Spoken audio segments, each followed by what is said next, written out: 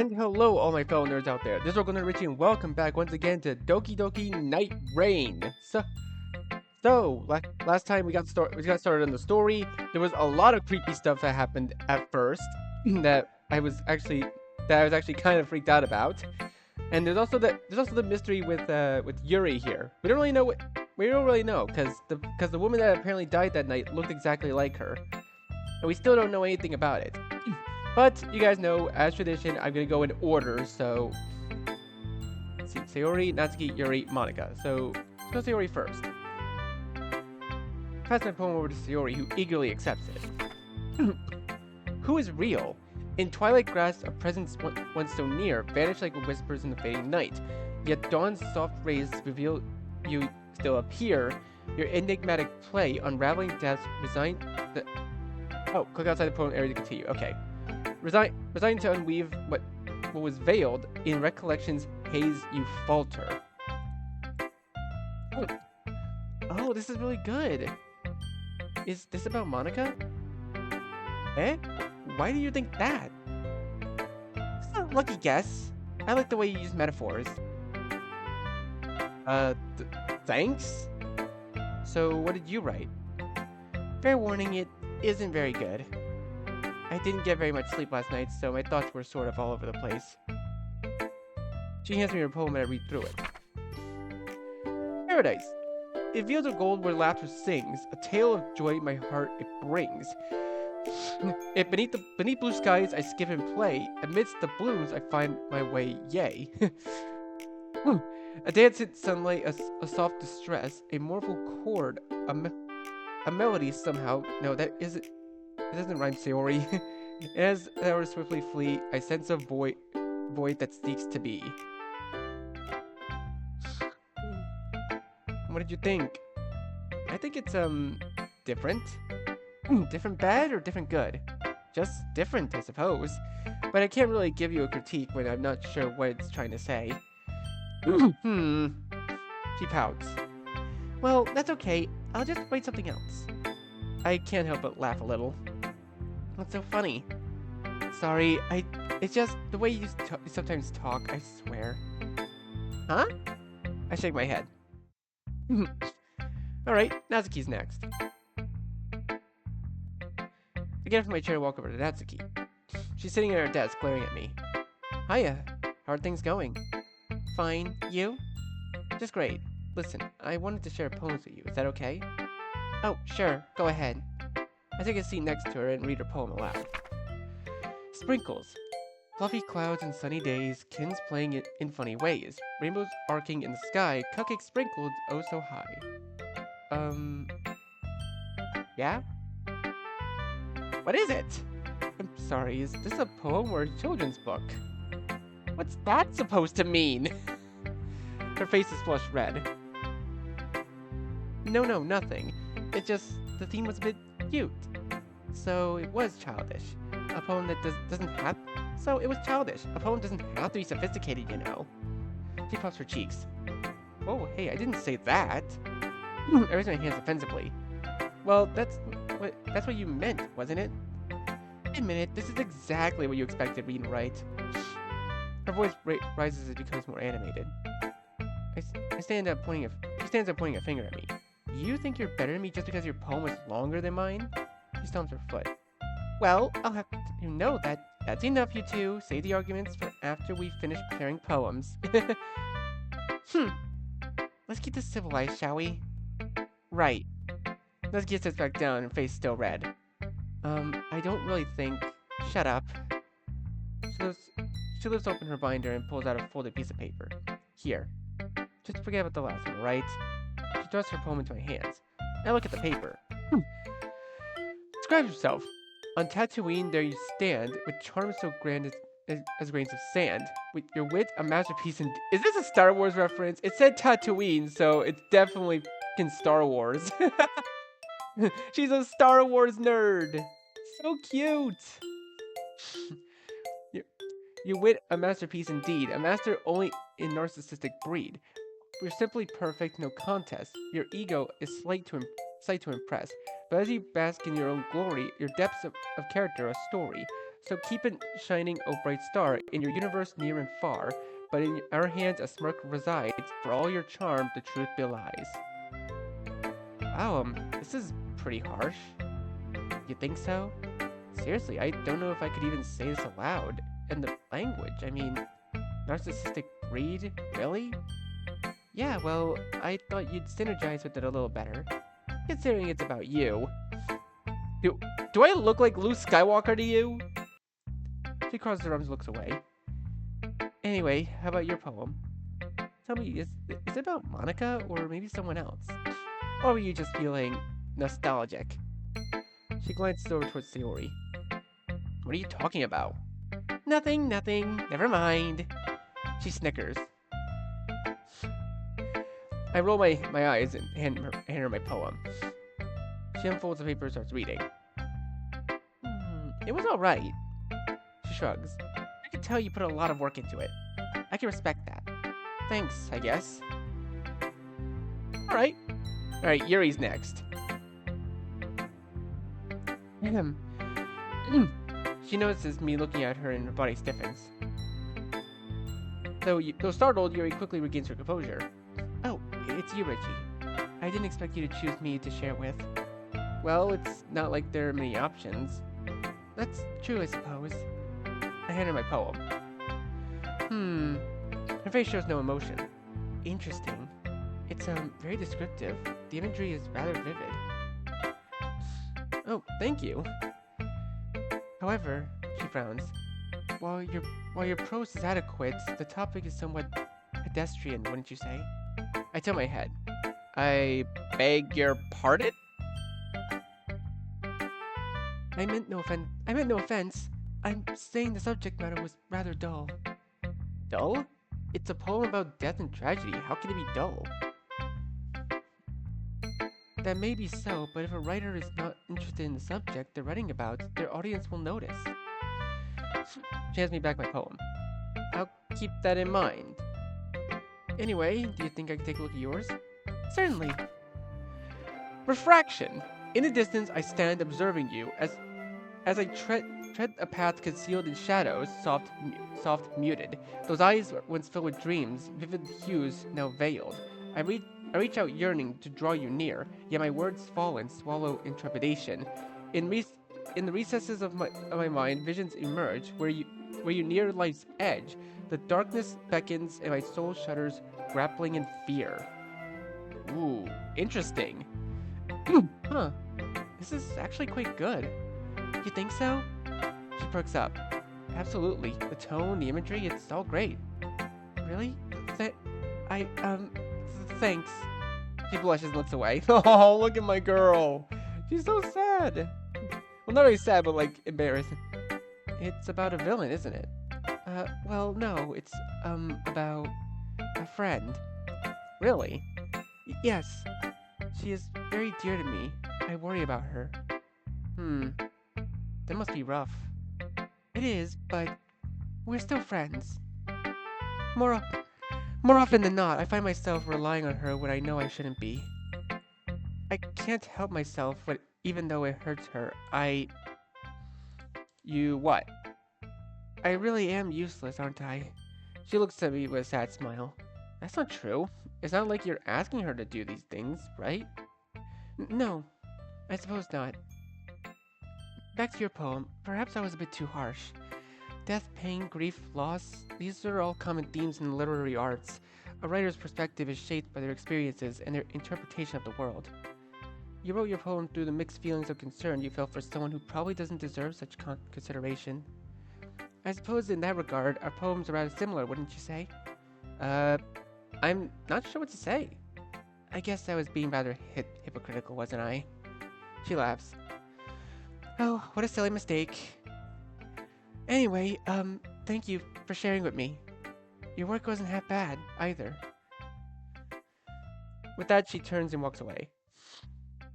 Alright, there's only one option left. Monika. Walk over to Monika, who's still sitting at her desk. Here, you can read mine first. She hands me her poem and I read it aloud.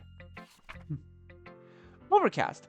Amid the skies of gray, clouds softly flow. Their muted hues obscure the sun's bright gleam. In a dance of shadows, they gently grow. With each passing moment, breezes bestow a sense of calm, a tranquil, a hazy dream. Amid the skies of gray, clouds softly flow. Birds, bird songs are hushed as if in hollowed woe. Yet this tapestry, there's beauty to redeem. In a dance of shadows, they gently grow. The world below with a muted colors glow, a subtle palette like an artist's scheme. Amid the sky's gray clouds softly flow. To earth beneath the veiled skies lies low, an overcast embrace, timeless theme. In a dance of shadows they gently grow. Amidst the somber canvas its ebb and flow. A meditative moment as if in a dream. Amid the skies of gray clouds softly flow. In a dance of shadows they gently grow. Oh, that was actually pretty good. Monika looks at me with concerned expression. Could you tell? I ran out of time, so I basically filled the blanks with random adjectives during first period. No, not at all. I thought it was pretty good. Really? That's a relief. I wasn't sure how well the imagery would translate. No, it was great. The way you described the sky, the clouds, the shadows, it's beautiful. It has a certain melancholy to it. Monika smiles, takes a deep breath, sighing in relief. Thank you. I'm glad at least one person can tolerate my ad libs. Truth be told, I wanted to try out writing a villanelle and was nervous about the result. I'm still not sure if the style was quite what I was going for, but I suppose that's the fun of poetry. He laughs, takes another sip of tea. How about yours? Ah, right here. She accepts my poem, unfolds the paper, and begins reading. A little on the nose, don't you think? Yeah. It was kind of hard coming up with a new topic after that. Still, it was a good read. It's always nice to read something that makes you think, isn't it? Yeah. Listen, there's a specific subject I wanted to talk to you about. Oh, really? I lean in a bit closer. How could someone survive a car crash that bad, yet not have a single scratch on her? Monika pauses, her usual upbeat demeanor shifting. You're talking about Yuri. You recognize her too, right? Is she not the same woman who died that Sunday? Shh! Lower your voice! She motions me to follow her to the back of the classroom. In order to safe distance away, she opens her mouth. This isn't something I want the others to worry about. Understand? In other words, I'd like for you to keep what you saw that night to yourself. Is that alright? Sure. But why? What's going on? Like, I'm not losing my mind, right? She doesn't have a twin, does she? No, nothing like that. She's just a unique girl, that's all. So what's all the secrecy? Is this she's some sort of criminal? Look, just trust me when I say that this is not something we should be spreading around, okay? But promise me, please. We have enough problems on our hands. I don't think I've ever seen Monika this sincere before. I nod. Okay, I promise. Thanks, I appreciate it. She turns and walks away. I follow, and soon the calm atmosphere returns. Now I believe that's all for today. Thanks again, everyone, and see you tomorrow. Already? But we barely spent any time together. Sorry, Yuri isn't really feeling too well. She needs some rest. Don't worry, we'll just spend more time together tomorrow. Yeah. She pouts and shrugs. Well, it was fun, Natsuki. I enjoyed sharing with you. Yeah, sure. the silence as it cuts in. With that, we begin packing up. Anyone up heading to the mall with me? Kinda bored. Can't, sorry. I got plans. You too, Monika? I have a student council. Fine. She crosses her arms and turns her head. Guess I'll go home then. She storms off. The meeting is only 30 minutes. I'm free after that. Natsuki is nowhere in sight. Another time then. See you, Richie. Sarah gives a small wave and heads out. See you tomorrow, Richie. I turn to leave. Stepping into the hallway, I make my way downstairs towards the front entrance. Whoa! Jesus, okay, that kind of jump scared me. Oof. I stagger forward, almost losing my balance. Blonde-haired girl stumbles back, her arms wrapped tightly around her books. Oh! Wait, hold on. New character? Wait, she got a new character! It's gonna be... Okay, this is gonna be a good episode, I just know it. Sorry, are you okay? She smiles and tilts her head, her expression apologetic. No, it was my fault. I should have been paying attention. Still, I'm the one who should be apologizing. She holds out her hand. I'm Nakamura Akami. Or Akami. I stare at her blankly. Oh, and your name is? Oh, right. Sorry. My name is Kuzuhara Richie. Our last name's Kuzuhara? Okay, that's a really cool-ass name. That is a cool-ass name. Not sure why they chose Kuzuhara of all things. It's very interesting. Very interesting choice. I'm Kuzuhara Richie. It's a pleasure to meet you. I reach out and take your hand. Her grip is firm and her skin is cold. Pleasure's mine. You're new here? Yeah. I could tell the school is pretty big, and you look a little lost. If you're looking for a club, you could give the garden club a try. We're not a very big group, but I'm sure you'll enjoy yourself. My mind goes blank. Actually, it's just me. Sorry, I'm already a member of... Look, I've gotta go. If you have the chance, please stop by. It's the old greenhouse behind the school. I was supposed to water the plants today, but I've been swamped with work. She gives me another smile, waltzing off. Stand there for a moment, staring at the empty space where she was just standing. What the hell was that? Who was that girl? She seemed friendly, but there's something off about her. Maybe I should visit her in the garden. Or maybe I better not. Perhaps later. Right now I need to find Sayori. Whoa! We got a detective character? Okay, I'll take it. No fingerprints, no witnesses, and no leads. It's too early for this shit. The detective takes a sip of his coffee. He stares at the report, his face drawn and tired. Slow day, detective? Major Koger. I wasn't informed you'll be joining us. Oh! Okay, wait. I love all these character arts. These are so cool. Just checking in, making sure everything's running smoothly. He puts a hand on the detective's shoulder and squeezes it reassuringly. We've got it under control. Don't worry. We'll get the bastard. We always do. That's the spirit, detective. He smiles.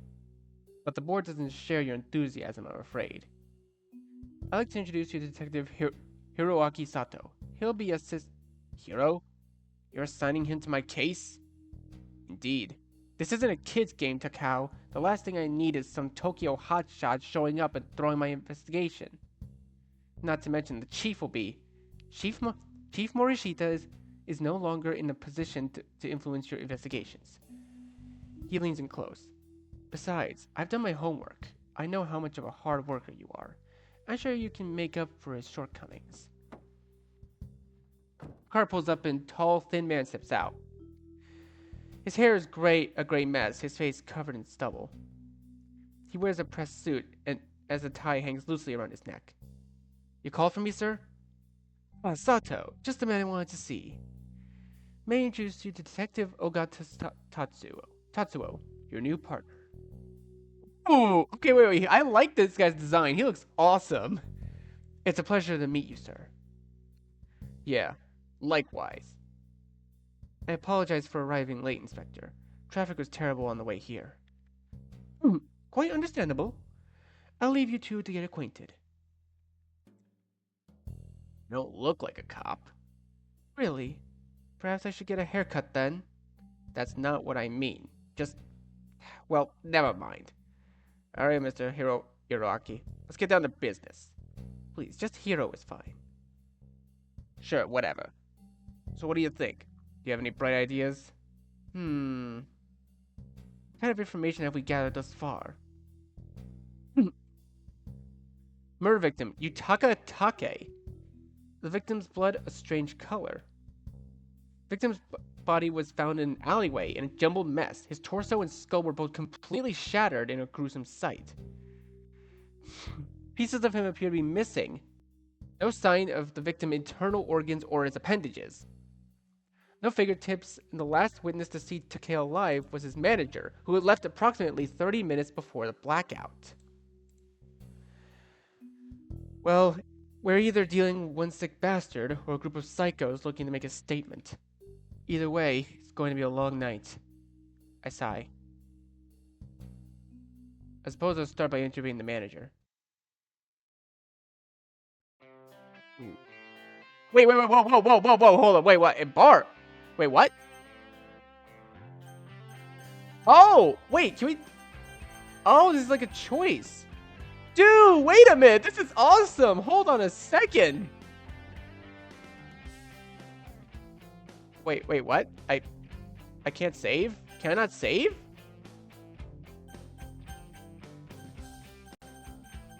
Okay, okay, wait, I can at least scroll back and save, right? Yes, I can. Okay, okay, thank God. Or wait. Oh, I can save like this. Okay, I just have to press escape. Okay, gotcha. Alright. So, Derelict Chapel, shopping with Natsuki, ask Monika out, water the plants. Ooh. I really hope we get to actually do all of these in order anyways. Ooh, wait, locked? It's locked. Oh, it's like a little, it's like missions and side quests. Oh, that's so cool. Oh, you never thought you'd see these kinds of things in a DDLC mod, but it's so cool. See, arrival unexpected, downtown Okayama. Chances of this going well, 0. I heard Natsuki will be shopping in downtown Okayama today. Maybe I could tag along. Ask Monika out. Monika Hawasaki. That's cool. Address undetermined. Then how would you know? How would you know? SE president. See, I like to continue our conversation from the drive over. She'll probably turn me down, but there's no harm asking, right? What are the plants? Akemi is the... Oh, okay. Akemi is the girl I bumped into today. I asked if I could water... Asked if I could water the plants in her old greenhouse. I think I remember the route from years back on a warm day. I ended up getting caught in nostalgia. Okay, but Derelict Chapel is locked, so we can't really go here. I love this rendition of your reality. It's so cool. Hey, you guys know I'm a sucker for good music. All right. Anyways, should we go shopping with Natsuki? Should we ask Monika, or should we water the plants? Oh, thank God I was able to save.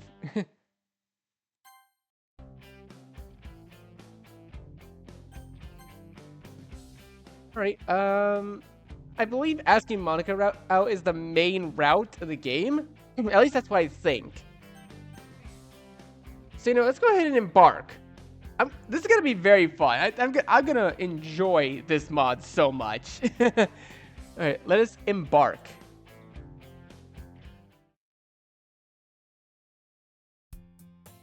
Feeling fairly confident, I decided to take a risk and ask Monika out. 3:10 p.m. Hey, Monika? What's up, Richie? Are you busy today? No, not really. Why? Would you want to, get something to eat tonight? It doesn't have to be anything fancy. I was thinking something casual, like a cafe. No, that's cool. My phone vibrates in my hand. Hello? Of course, Richie, I'd love to go. I'll see you at 6. See you then. And make sure to dress nice. Bye! Click. I put the phone down. Did that actually work? Protagonist luck, baby. Well, I better start getting ready. Ooh, okay, wait. Okay, I'm gonna be real with y'all. I really love how people go like all out with like DDLC modding. Like they make new backgrounds, new locations. It's just so nice to see something like this, like something different in a game like this for once. Cause like sure, you might get like bored with the standard DDLC, but the standard DDLC is fun enough as is. And I like the creativity that the fan base does with their mods and like just their creativity with the game in general. It's just so good. It's hard to describe for me. Monica's waiting outside wearing a green jacket and dress pants. Hi, Monica. Sorry for dressing so casually. It's pretty chilly out. I mean, honestly, it's fair enough. She looks great, and honestly, she looks great in green. To be honest, like I'm gonna say this outright, green is a great color to use on any design, no matter how small the design part might be. No, you're good. Shall we head in? Yeah. We walk inside the restaurant and we're seated by the waiter. The place is nice and dim with a low hum of conversation. Oh, convention. Oh, we even get from the waiter? That's so cool! I love that even minor characters get the little art pieces. It's so nice. Welcome to La Maison du Café, mes amis. Mes amis. Have you dined with us before? No, it's our first time. Ooh la la! Then allow me to introduce the lovely couple to our menu. We're not. That sounds wonderful. Very well. First, let's begin the salad. No. How the okay. I need to know, how do you pronounce the C with the thing under it like that? I don't know how to say that, honestly. Okay, so apparently it's pronounced niçoise? That was a weird-ass way to pronounce it, but hey, I shouldn't complain. Salade niçoise. It is a traditional French recipe consisting of fresh greens, artichoke, hearts, when they say hearts, they don't mean like actual hearts, they mean like lettuce. Like hearts of romaine, I think is. Tuna, olives, and a vinaigrette? Perfect. I have no idea how to pronounce some of this stuff. like I myself am not vegetarian. I always get meat stuff. Sorry, he thought we were. It's okay. Let's just enjoy ourselves. Right. So, how are things going for you? How's school been treating you lately? It's pretty hectic, honestly. Handling a literature club and the student council is tough, especially with its finals coming up. Yeah, I can imagine. You must have a lot on your plate. Well, that's nothing compared to my parents. Ever since I started getting good grades, they've been piling on the pressure. They want me to go to a top college, get a job in politics or something. You know, I'd love to meet them. I could tell them how great you are. No way, absolutely not. Besides, they'd never believe you. They're too stuck up and traditional. I'd be mortified. Monika giggles to herself. Sorry, it's just that it's kind of nice being here with you. Yeah, yes it is. Bonjour, mes amis. Jesus Christ, fucking jump scare us like that. The second course is underway. For now, please enjoy the appetizer. He places our salads on the table and leaves. I take a bite. It's pretty good. Say, Richie, you haven't told anyone about Yuri, right? Oh, no. No, I haven't. I figured it was something that shouldn't be spread around. Why do you ask? Just wondering. She picks at her food. Is everything alright? You seem a bit on edge. I'm fine. It's just... Forget it. She takes a bite of her salad and smiles. You can talk to me if there's something on your mind, you know. Thank you, but no, this is the night for us to relax and have fun, right? If you say so. I try to smile, but I can't help feeling concerned. I'll have to check on her later. Now then, enough about me. What's new with you, Richie? How's it going? Well, not much. My mom's on extended leave for a job in Hokkaido, so it's been kind of lonely. That must suck, living alone and everything. Can't even imagine how that would feel. She averts her gaze. Oh, don't get me wrong, it's not all bad. I have my books and I can do whatever I want, whenever I want. But yeah, it's not as exciting as you think. Sometimes it's nice to have a little company. Hmm. Are you feeling alright? Do you need to? No, I'm, I'm fine. She takes another bite, winces and smiles. Actually, yeah. You think I could get a glass of water? Sure. I wave over the waiter. Could we get some water? If you're not feeling well, we can always come back another day. The last thing I want is for her to get sick. I said I'm fine. She gives a weak smile and continues eating. Bzz. Oh, uh-oh. The room is plunged into darkness. The lights flicker, but don't come back on. Shit, what's happening? Attention patrons, the power appears to have gone out. Please remain calm. We're investigating the cause of the outage and will have the power restored as soon as possible. The voice over the intercom fades as we step outside. Well, that was unexpected. Yeah, definitely. There are crowds of people gathering outside trying to get a look at what's happening. Several blocks appear to have lost power. It's crazy. I wonder what caused it. Who knows? It could have been anything. I look up at the sky. The clouds are completely covered in the moon. It's pitch black out. Should we head back home? It's pretty late. Probably a good idea. I'll walk you to the door. Thank you. Thank you. We make our way through the crowds and start walking.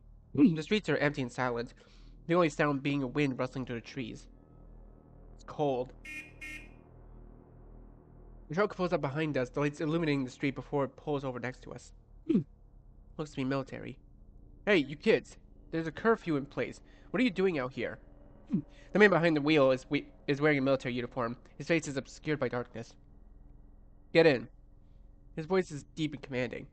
Monica and I look at each other. We hesitate. Now! Monica and I hop in the back of the Humvee speeds off down the road. Don't worry, kids. We'll get you home safely. What's going on? Why is the army here? Nothing to be concerned about. What does that mean? I thought this was just a blackout. What does the military have to do with it? Everything is fine. It's for your own safety. Our safety? Just a precaution. But what is... Monica whispers in a hush but serious tone. Don't say anything more. She turns to the soldier. Could you drop me off at this corner, please? She points to a spot about half a block away. Certainly. The Humvee eases to a stop before letting Monica out. Have a good night. Have a good night. Thank you. Slam. She closes the door, leaving me alone with the soldier. How far was your house, kid? About 3 miles, I guess. We continue in silence until we arrive back to my block. Have a safe night. He waves as the Humvee drives off. Oh, it's dark out. My house is a little ways down the street. As I turn the corner, my phone begins to buzz. Should you pick up the supplies for tomorrow's club meeting? No. Why not? We need those poster materials and the markers and the colored pencils and the glue and the paper clips and the pens and the erasers and the stickers and the banners and the... Alright, I get it. I'll pick them up. Begrudgingly, I take a left and loop back towards the local drugstore. The streets are quiet and deserted, the only sound being the rustling of trees in the breeze. It's creepy, to say the least.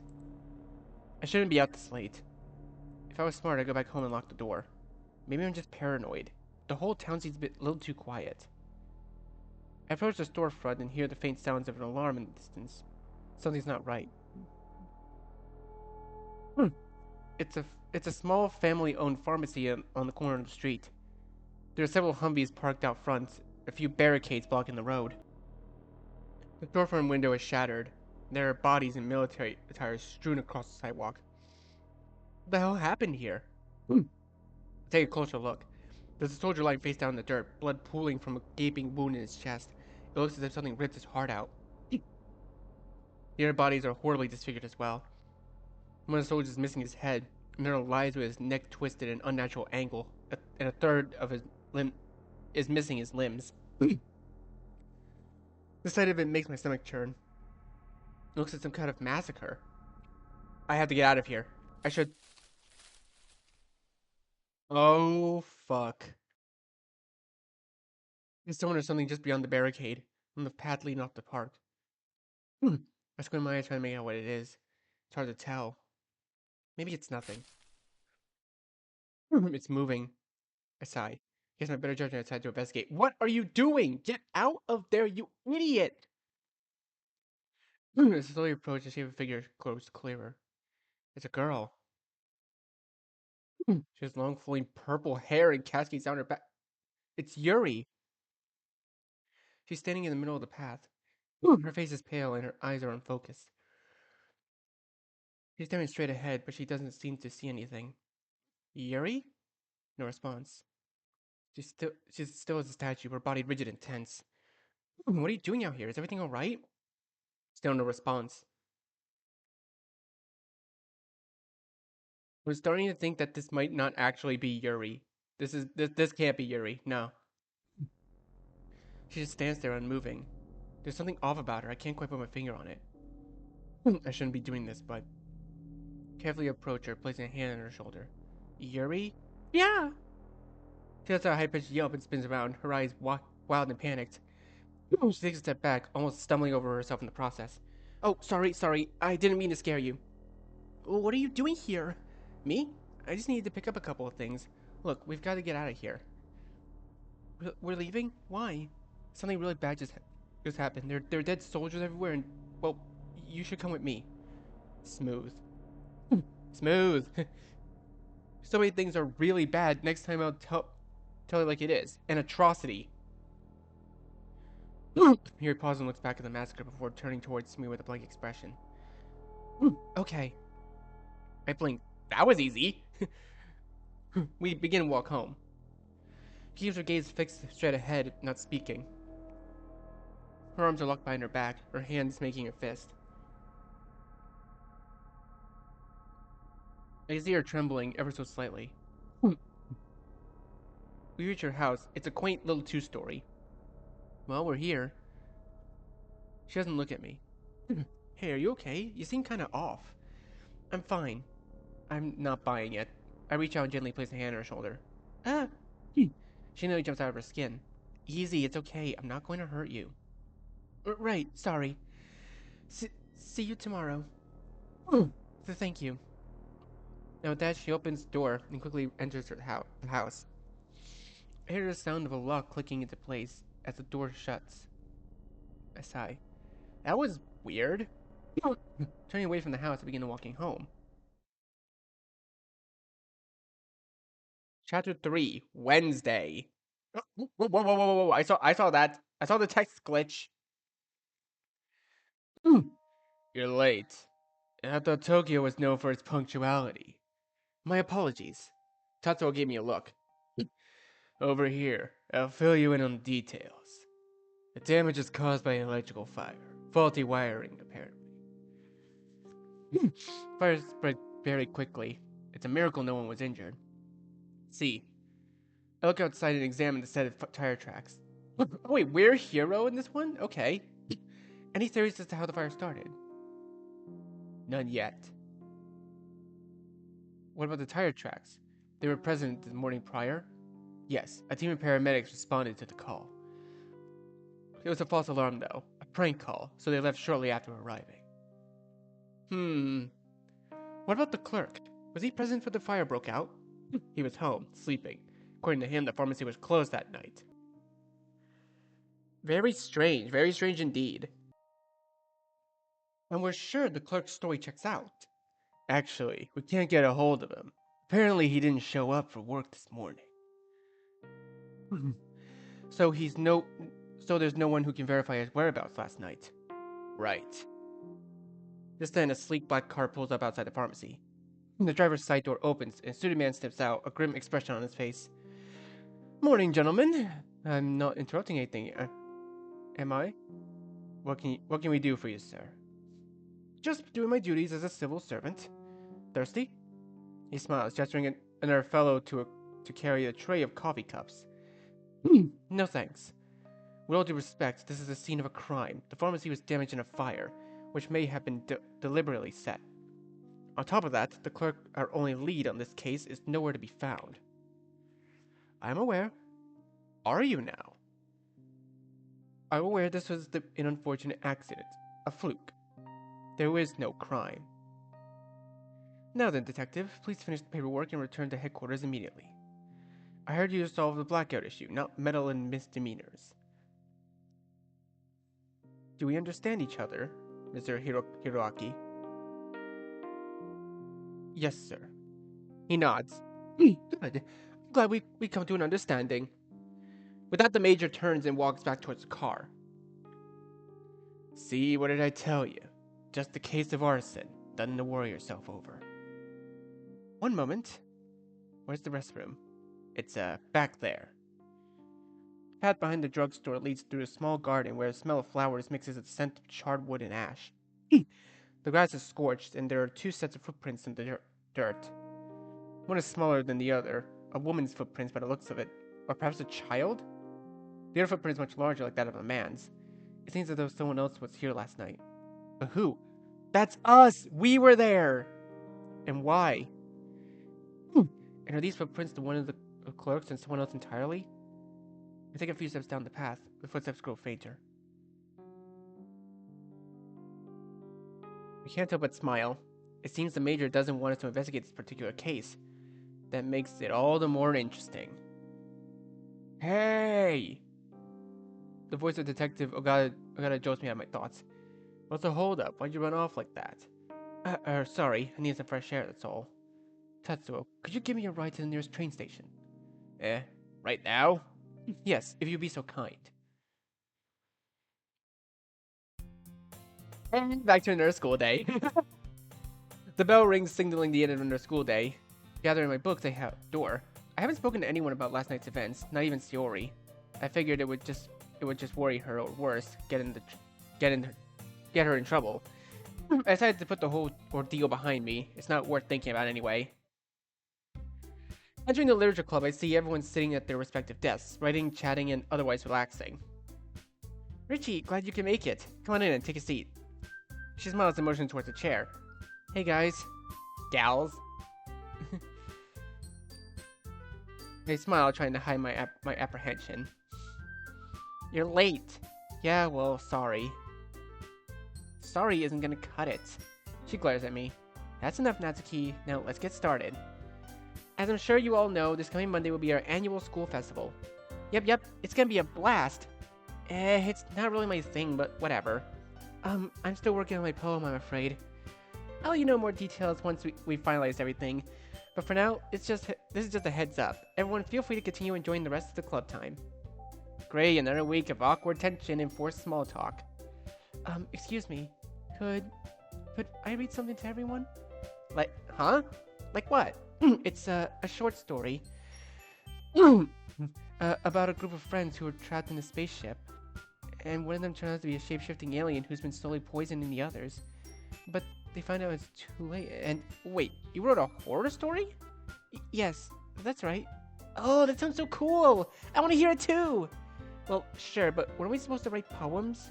Besides, you always end up rambling and going way off topic, so maybe it's best to stick to the plan. What?